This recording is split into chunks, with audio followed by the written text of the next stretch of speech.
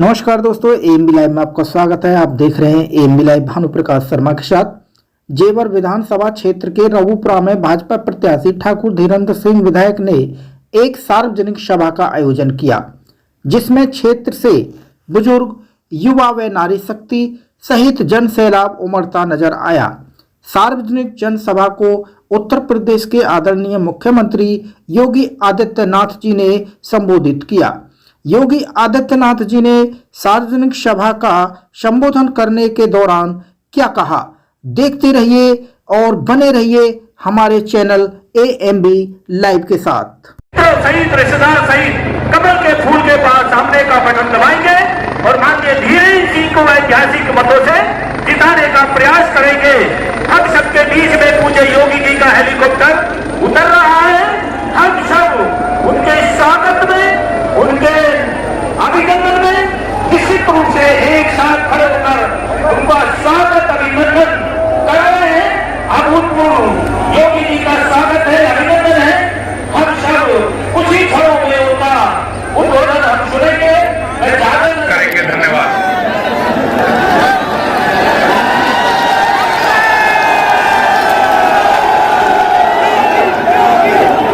लोकप्रिय सांसद श्री सुरेंद्र नागर जी, विधान परिषद के सदस्य श्री नरेंद्र भाटी जी, लोकप्रिय विधायक और भारतीय जनता पार्टी के प्रत्याशी श्री धीरेन्द्र सिंह जी, आज के इस कार्यक्रम में उपस्थित भारतीय जनता पार्टी के जिला के अध्यक्ष विजय भाटी जी,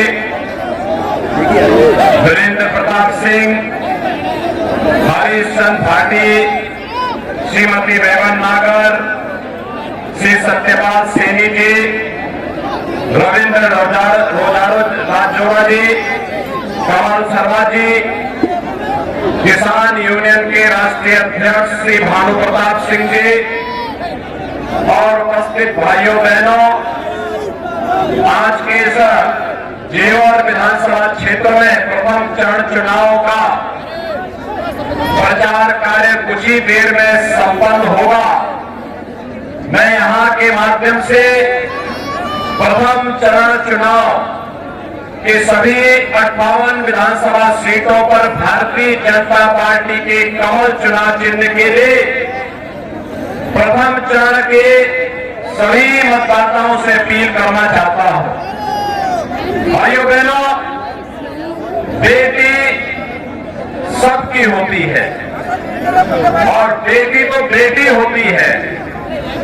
याद करिए, 2017 के पहले पश्चिमी उत्तर प्रदेश में कोई बेटी सुरक्षित नहीं थी, लेकिन 2017 के बाद हर बेटी सुरक्षित है।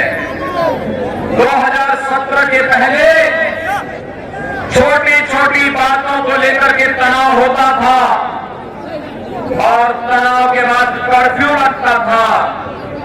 आपसी झड़प में हर एक को नुकसान होता था, लेकिन आज कर्फ्यू नहीं, आज पलायन नहीं, आज तो पश्चिमी उत्तर प्रदेश में दुनिया का सबसे बड़ा एयरपोर्ट जेवर एयरपोर्ट के रूप में स्थापित हो रहा है और यहां हर चेहरे पर मुस्कान लाने का एक कार्य करेगा।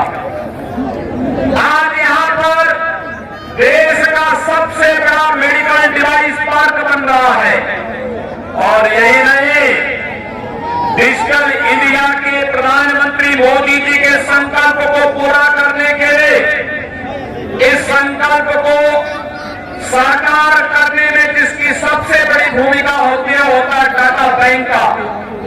यहां पर देश के बड़े बड़े टाटा सेंटर भी स्थापित करने की कार्रवाई चल रही है। तो भाइयों बहनों, ये वही क्षेत्र है 2017 के पहले जहां कानून व्यवस्था ध्वस्त थी, अराजकता चरम पर थी और आज यहां पर पूरी मुंबई की फिल्म सिटी यहीं पर स्थापित होने के लिए आ रही है। विकास का कार्य हो, सुरक्षा का मामला हो,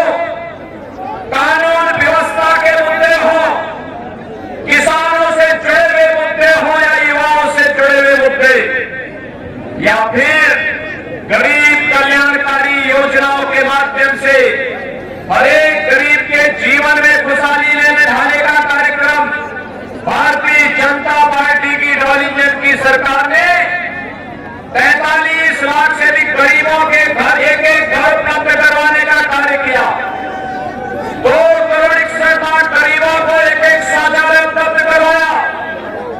9 करोड़ गरीबों को 5 लाख रुपए की स्वास्थ्य बीमा का कवर दिया और 15 करोड़ लोगों को कोरोना कालखंड में डबल इंजन की सरकार है तो राशन का भी डबल डोज उपलब्ध कराने का कार्य यही सरकार कर रही है। फ्री वैक्सीन, सबको वैक्सीन। कितने लोगों ने वैक्सीन ली है अब तक? भाइयों बहनों, मैं आपका अभिनंदन करता हूं। ये वैक्सीन देश की कोरोना के खिलाफ लड़ाई में विजय का संकल्प है। आपने देश को जिताने के लिए, कोरोना महामारी को भगाने के लिए, एक एक जीवन को बचाने के लिए वैक्सीन लिया। मैं आपका अभिनंदन करता हूं। लेकिन भाइयों बहनों, जिन लोगों ने वैक्सीन का विरोध किया था उनका मुंहतोड़ जवाब देने की आवश्यकता है। याद करिए, ये वही लोग हैं। मैं आज चौधरी अजीत सिंह का एक बयान पढ़ रहा था। चौधरी अजीत सिंह ने एक बात कही थी। उन्होंने कहा था, जिस गाड़ी में सपा का झंडा समझो बैठा है कोई कुख्यात गुंडा। ये किसी और ने नहीं कहा था, चौधरी अजीत सिंह ने कहा था। और यही कारण था, सपा की सरकार जब भी आई उन्होंने पश्चिमी उत्तर प्रदेश को डार्क जोन बना दिया। क्या सपा की सरकार के समय बिजली मिलती थी? डार्क जोन, केवल बिजली ही नहीं मिलती थी बल्कि ट्यूबवेल के कनेक्शन भी बंद हो गए थे। भाइयों बहनों, जब डार्क जोन हो जाएगा तो हैंडपंप पे पानी दे पाएगा क्या? वैसे सूख गया है तो पहले डिफेक्ट हो गया है। और भाइयों बहनों, इसीलिए मैं आपसे आह्वान करने के लिए आया हूं। वीरेंद्र सिंह ने मेहनत करके जेवर के विकास के लिए कोई कसर नहीं छोड़ी है। मुझे लगता है कि प्रदेश के अंदर अगर किसी विधानसभा क्षेत्र में सर्वाधिक विकास के कार्य हुए हैं, उनमें से कोई 10 विधानसभा होंगी तो उनमें से एक जेवर विधानसभा होगी, जिसमें 36,000 करोड़ रुपए की लागत से भी अंतर्राष्ट्रीय एयरपोर्ट ही बन रहा है। 10,000 करोड़ रुपए की लागत से फिल्म सिटी बन रही है और मेडिकल डिवाइस पार्क भी बन रहा है और भी अत्याधुनिक सुविधाएं मिल रही हैं। पिछली सरकारें तमंचा बनवाती थी, हम तो इसके बगल में डिफेंस कॉरिडोर बना रहे हैं। यही फर्क है। आज सुरक्षा भी दे रहे हैं, गरीब कल्याणकारी योजनाओं का लाभ भी दे रहे हैं, विकास भी युद्ध स्तर पर आगे बढ़ रहा है। और इसलिए भाइयों बहनों, मैं आज सबसे अपील करूंगा, आप सबने प्रधानमंत्री जी का स्वागत जिस उत्साह के साथ जेवर एयरपोर्ट के कार्यक्रम के दौरान किया था, मैं उसके प्रति आपको धन्यवाद देने के लिए आज एक बार फिर से यहां पर आया हूं। लेकिन अपील भी करने के लिए आया हूं, जेवर का एयरपोर्ट जेवर के साथ साथ पश्चिमी उत्तर प्रदेश की तकदीर को बदलने वाला है। और इसलिए 58 के 58 विधानसभा सीटों पर कमल चुनाव चिन्ह समृद्धि का प्रतीक होगा। इस समृद्धि के प्रतीक कमल चुनाव चिन्ह लाने के लिए अपील करते हुए मेरी आप सबसे अपील होगी कि भाइयों बहनों, अभी 10 फरवरी को परसों मतदान होना है। मतदान के दिन पहले मतदान और फिर पहले मतदान फिर जलपान, पहले मतदान फिर जलपान के संकल्प के साथ वीरेंद्र सिंह को भारी बहुमत से चुनाव जिता करके भेजेंगे। सभी लोग दोनों हाथ मिला करके मुझे बताइए, सड़क के उस पार भी सभी लोग मुझे बताएंगे, क्या सभी लोग जिताएंगे? मेरे साथ बोलेंगे, भारत माता की, भारत माता की, भारत माता की। और इसके साथ ही मैं अपील करूंगा दादरी से सिद्धेश्वर सिंह नगर को और को भी भारी बहुमत से विजयी बनाने की पीड़ा सबसे करते हुए अपनी वाणी को यहीं पे विराम देता हूं। धन्यवाद। जय जय श्री राम।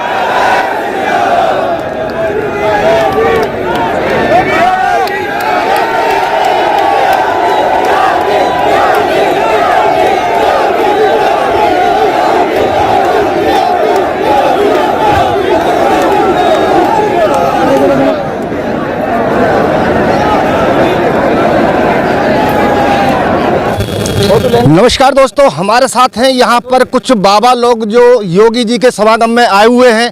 उनसे कुछ जानकारी लेंगे और बातचीत करेंगे। हम आपको उनसे रूबरू कराएंगे। बाबा, पहले तो आप अपना पता बताएं सबको। हम लोग महामंडलेश्वर स्वामी सत्यानंद गिरी, राष्ट्रीय उपाध्यक्ष विश्व हिंदू महासभा भारत। हम लोग हमारे बहुत प्रिय हैं योगी जी। हम लोग सनातन धर्म के अंदर कार्य कर रहे हैं, क्योंकि संत परंपरा में हम लोग संतों की संतान है, ऋषियों की संतान है। अलख निरंजन आपयाप, ना कोई माई ना कोई बाप, अलख निरंजन आपयाप। क्योंकि संतों ने प्रेरणा किया है, जब जब अधर्म हुआ है, अत्याचार हुआ है, तब तब ऋषियों ने, संतों ने इस देश का, इस भारत का मार्गदर्शक किया है। इसलिए संतोषम परम आनंदम। और आज हनुमान जी का दिन है। हनुमान जी साक्षात भगवान शिव के पुत्र हैं। आज हनुमान जी की कृपा से, क्योंकि कोई कृषि युग में रहा है, कोई कृषि युग में रहा है, हनुमान जी चारों युग में रहे हैं। हनुमान जी बल में भी श्रेष्ठ हैं, बुद्धि में भी। तो ऐसे आज हनुमान जी के दिन है, तो आज साक्षात हनुमान जी उनके सभी कार्यों को सिद्ध करेंगे। और ये हमारे महाराज जी जो हैं योगी आदित्यनाथ जी, क्योंकि ये गोरख मठ के महंत हैं योगी आदित्यनाथ जी, क्योंकि हमारे संप्रदाय में नाथ परंपरा सबसे श्रेष्ठ मानी जाती है। यही हमारी संतों की प्रेरणा है, यही संतों की आस्था है। और सभी से हमारा ये भारत के सभी नागरिकों से हमारा आग्रह है, अनुरोध है कि देश को बचाना है, धर्म को बचाना है। तो मानिए हमारे योगी आदित्यनाथ जी को दोबारा से पुनः यूपी का मुख्यमंत्री बनाना है। बोलिए सच्चिदानंद भगवान की जय। आपके उससे बाबा कितनी, अब के बार कितनी सीट ला रही है भाजपा?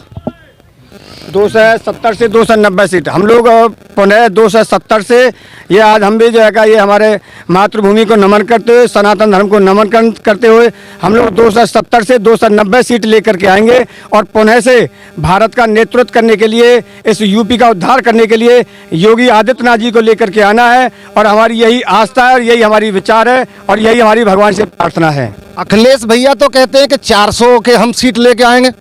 अखिलेश भैया तो देखिए, अखिलेश भैया तो 400 भी कहते हैं, 4000 भी कह सकते हैं। और चार में से 2 जीरो निकाल दीजिए तो 4 बचेंगे। 4 में से 2 जीरो निकाल दीजिए तो 4 ही बचेंगे।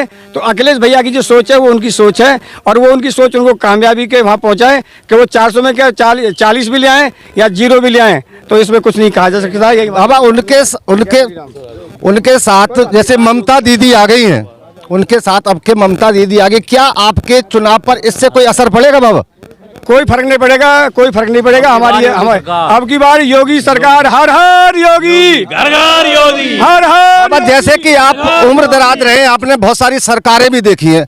इस सरकार में, बीजेपी सरकार में, आप अपने आप को कितना सुरक्षित महसूस करते हैं? बहुत सुरक्षित महसूस कर रहे हैं। हमारे जो है जो प्रशासनिक जो अधिकारी हैं वो भी बहुत अच्छा कार्य करते हैं, और वो उन लोगों के लिए भी हमारी सहानुभूति है, और ये अच्छा कार्य कर रहे हैं। और हम लोग जो है सभी ये अपनी जिम्मेदारी निभा रहे हैं, और ये अपनी जिम्मेदारियां निभा रहे हैं। और इस गवर्नमेंट में, इस प्रशासन में, इस शासन में हम लोग क्या सभी जितने भी माई हैं, बहन हैं, नौजवान हैं, बच्चे हैं, बुजुर्ग हैं, सबको सहूलियत मिल रही है।